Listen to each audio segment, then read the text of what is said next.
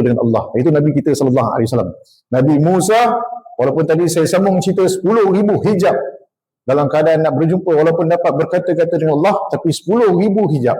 Tapi Allah berkata, wahai Musa, nanti ada satu golongan daripada umat, daripada Nabi aku di akhir zaman, iaitu umat Muhammad.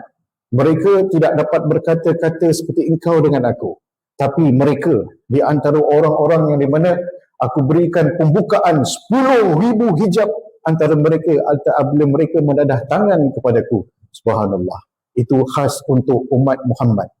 Umat Nabi Musa, walaupun dalam keadaan dia boleh berkata, Nabi Musa punya kelebihan 10,000 terhijab dengan Allah.